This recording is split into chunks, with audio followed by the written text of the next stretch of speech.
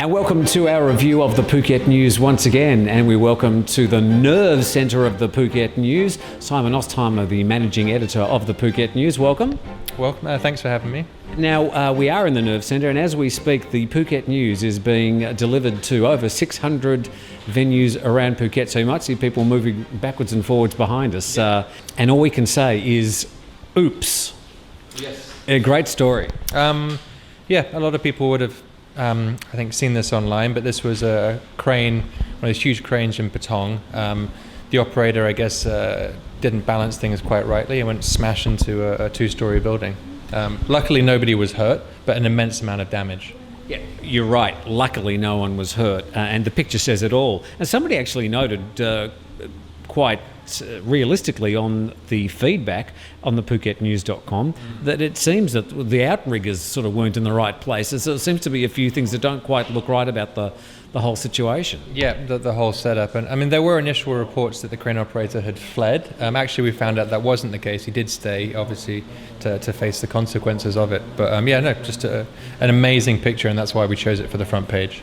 And as you say, about a million baht of damage caused, and a few shops along that road that are going to need a bit of loving care. Yeah, and I think he'll think twice next time about the way he sets it up before operating. Let's head north to the island to Laguna, and your story on page 3 talks about upheaval. There's probably a lot not said about this story at the moment. Yeah, this was quite a groundbreaking story when it came out. Lots of layoffs at Laguna, it seems. You know, one of the biggest employers of the island, certainly one of the largest resort areas on the island, and it seems that they're having wholesale staff changes, including Debbie Dionysus, I believe the head of PR. I'm not sure that's a proper title, at the company. So we've tried to sort of contact them for more information, find exactly what's going on, but as yet they're not forthcoming. So this is one to watch in the week ahead. Well, it looks like Laguna has spent the last 8 to 10 years establishing itself and branding itself here on the island, and to a certain degree the job's done. Well, that's not really the truth. I mean, there's always things you can do. There's always new markets to tap. You know, the Chinese and the Russians coming in, they have to adapt and change to that. So we're not sure why they've done it, but certainly, as I say, it's something we'll be following. Yeah, so that's page 3 of the Phuket News this week. And we'll move on. And there's lots of little stories on the main pages, but we're just going through the main ones. This one got the most number of hits on the website, and also the most interest. And of course, it's like always the type of story that gets in the top 2 or 3. It's a snake story. Yeah. And it's only a small sort of part in the paper, as you say, because it's something that you need to see online. But it was a 3-meter long king cobra that was caught by seen by a Burmese man and then caught by some experts. And apparently it was caught eating a python. So I mean, that's how large it was. It was eating one of the largest snakes on Earth. What is interesting about the video of this is the method in which they used to capture the snake, probably one that I wouldn't be recommending, coming at the snake from the front and grabbing its head. Yeah. But you have to assume that they've done this many times in the past, and this is a technique that obviously works for them. Yeah, I'm glad it works for them because it looked pretty scary to me. Amazing video and something definitely to watch online. Yeah, PhuketNews.com. And we'd say, don't try this at home, children. If you see a snake, go and tell mummy or daddy, or find your nearest snake catcher. Now, we move straight on to one of the best parts of the paper, which is Life magazine in the middle, and I'd like to spend a bit of time on this. A terrific story. It's featured on the front page of Life, and then it moves into the feature story on the second and the third page of Life magazine this week. Written by Jody Houghton. He deserves an award for subtlety and also getting to the nub of the issue about the new tiger kingdom and the captivity of tigers generally in Thailand. Yeah, it's a great story first, as you say, well written, well researched. But it's the issue of sort of tigers in captivity in Thailand is controversial to say the least.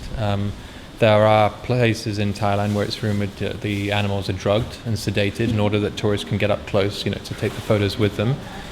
So upon the opening of the new tiger kingdom here, they already have an existing branch in Chiang Mai. Jody went along to meet with them, and they were very sort of honest, gave them full access to show that they don't drug their animals, that they are just tame because they're raised completely in captivity, and that's the way that they act the way that they do. Yeah, it was interesting because, of course, it also moves on to the issue about the use of elephants for tourists on the island and all the other animals, I suppose, that are used and maybe abused here on the island. Interesting, I suppose, and I ask you as the editor, how to approach this, because these are potential advertisers, and you've also got the issue of trying to get to the nub of the problem. How do you approach that as an editor? Well, first you hope that they give you access to the facility and that they're frank with their answers, because then you don't have to talk with people about the issue or around the issue, actually talking to them face to face. Also, you're honest about it, that you're doing a report on it, that people do discuss the controversial side of things, that there are reports that tigers are drugged, and it's in their best interest to give their side of the story. And that's kind of the way that we went at it. And we try and be balanced, be fair, present both sides of things. Certainly for Tiger Kingdom, people are going to talk about this as an issue. And it's, as I say, in their best interest for them to tell the truth, to sell their side of the story, so that tourists and the general public know that, rather than it's all rumours and subjective talk. Interesting part of the story is when Jodie went down there was a couple of families visiting Tiger Kingdom in its early days. And by the way, this is a new facility that's open on the road just before you go up the hill at Patong. Yeah. And it's in the Katu area, I suppose you'd say. There was a mother and the daughter was actually with a tiger. There's no screen, there's no cage or anything, patting and being with the tiger.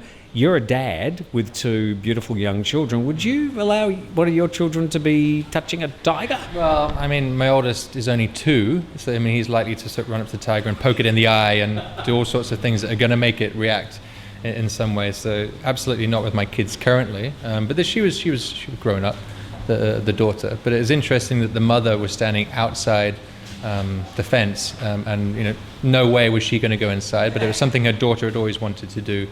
And so she wanted to make that happen. Yeah. She might only do it once. Wow! So that's a great story, and I hope Jodie gets the recognition for putting that story together. It's a great story. Asking him to do many more features on the basis of this. This is actually something that I've wanted to add to life for some time. To do these kind of in-depth stories and to bring a bit of meat to the middle section of the paper. So yeah, hopefully the first of many.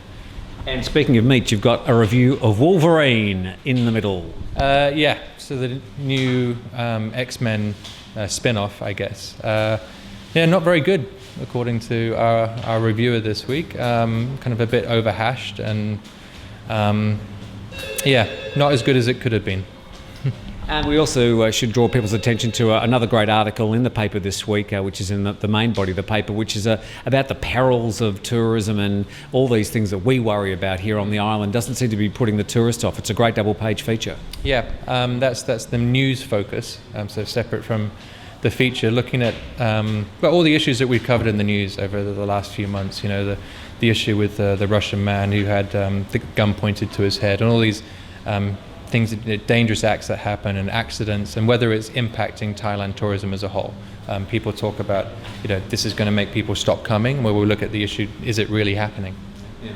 Our great feature, and another great issue of the Phuket News, and we've been reporting to you from the Nerve Centre. There hasn't been a lot of activity because it happens to be... to get going, actually, once we move. It's pouring with rain outside, and paper and rain don't sort of go well together. Simon, back to work. Thank you very much for joining us, and good luck with next week's edition of the Phuket News. Thank you, Tim. Simon Ostheimer, and thank you very much for joining us on Phuket News TV, and we'll be back with another review of next week's Phuket News next week. Thank you for joining us.